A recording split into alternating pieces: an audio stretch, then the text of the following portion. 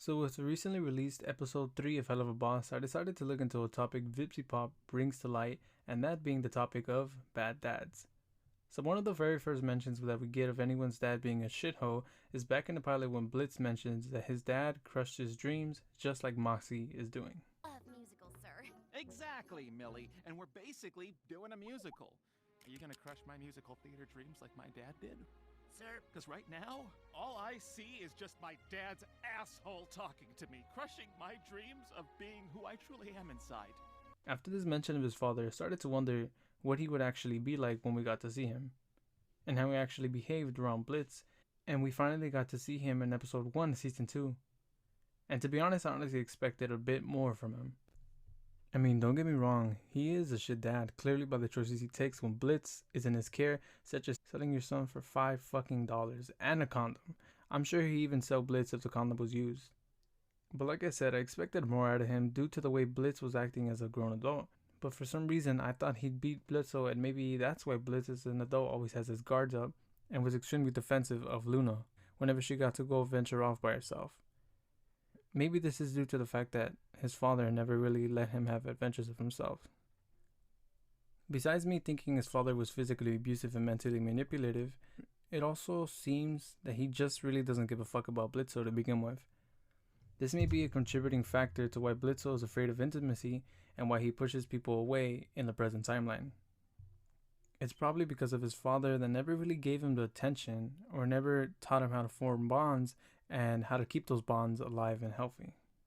One of the clearest examples of this would be the strained relationship between Blitz and Stolas, as well as his previous love partner, Veronica. Blitz is often shown a fear of being alone as well as intimacy. Just like Moxie said, he also craves it as well, which is ironic considering his mind can't even imagine him being with someone for a long relationship, let alone being loved. Another character we see that has issues with being loved, especially by his father, would be Stolas. At the start of episode 1 of season 2, we can see how enthusiastic Stolas is to even see his father, and yet King Paimon doesn't even recognize. Probably due to the fact that he has a ton of other children, he's more likely to remember because of their achievements in the Arscuisha family. Judging by how Paimon seems to think highly of himself and probably regards his actions as absolute, it's very likely he doesn't even really consider Stolas as a son of his own. And I know this isn't considered canon by any stretch of the imagination, but there's a really good comic I recently saw that displays this in full effect. It shows how Paimon is so distant and doesn't really care about Stolas as a person or even as a son. He just wants to see what achievements he can bring to the family and possibly just use them, and definitely use them for his potential. It's truly sad to say, but even though Stolas is a high-ranking Arscuisha family member, I doubt his family even considers him one of his own.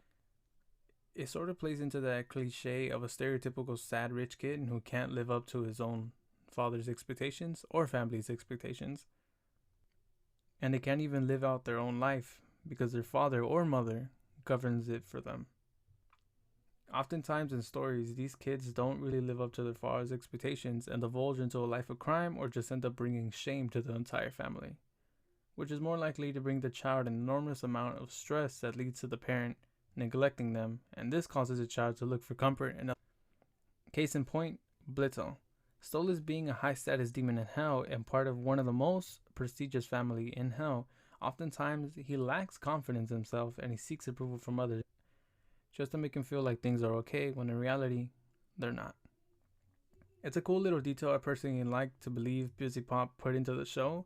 There's another character that shows similar symptoms of neglect, and that would be Moxie. In the newest episode of Hell of a Boss, we get to see this in full effect when Crimson allegedly kills Moxie's mother. After this, we can infer that Crimson took full control of Moxie's life and wanted him to become the son he never him. But when Moxie didn't show the promising potential his father wanted, Crimson likely forgot about Moxie. Didn't even bother to bail him out when he was in prison because of it. Also, it would have been a huge waste of money if he had no use for him anymore. Moxie is oftentimes displayed as being a submissive or weaker one of the two M&Ms, but then again, this is most likely due to the fact that he didn't have a father figure or a mother growing up, so he had no one to rely on as well.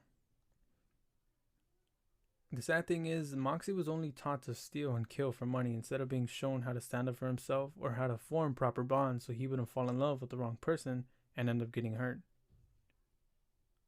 But we all know this is what ended up happening. Throughout all these three examples, we can see a clear connection between all three dads' neglectful behavior, as well as all three sons' depressed and emotionally damaged lives. But throughout the series, we can see one more example of what a great dad would be compared to these pieces of shit. And that would be Millie's dad, Joe.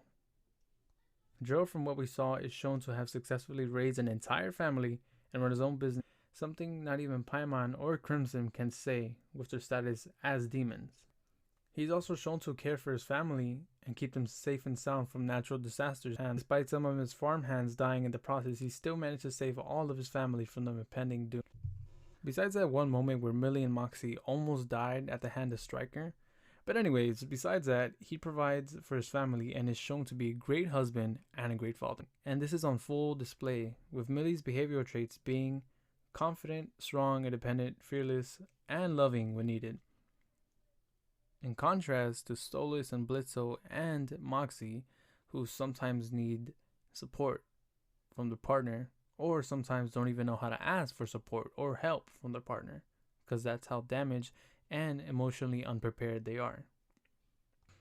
Unlike the rest of the neglectful cast of characters, Millie doesn't really fear love and doesn't really care about what people think about their relationship, and is willing to go as far as to assaulting people who say otherwise.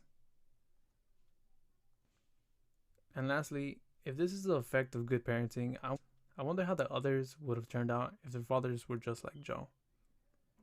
Well, with that being said, I hope you guys enjoyed the premise of the video, and I hope you come back for more when I release a new video. Make sure to leave a comment down below saying anything I could improve on, and I'll see you guys in the next one.